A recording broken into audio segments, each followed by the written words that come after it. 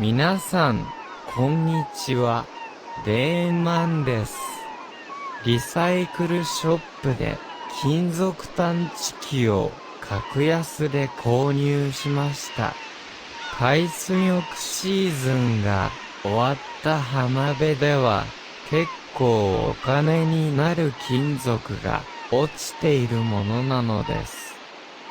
Before reading this manga, let's learn some of the Japanese words and grammar used in this manga. 本日の単語。リサイクルショップ。金属探知機。格安。最低限。反応。大物。本日の文法。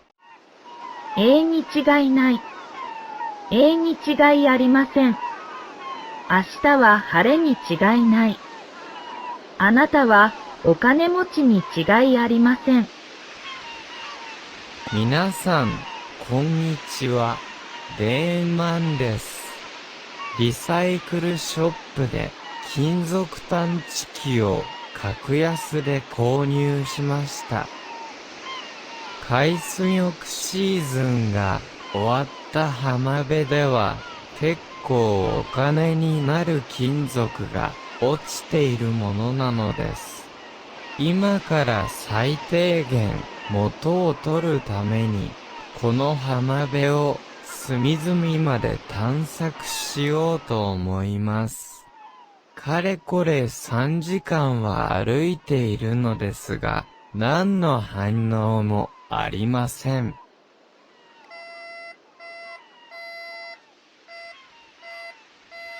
すごい。これは、凄まじい反応だ。とてつもない大物に当たったに違いありません。早速、掘ってみよう。シャベルを持ってくればよかったな。これは、古いレコードのジャケットじゃないか？どうしてこんなものが金属探知機に引っかかったんだ？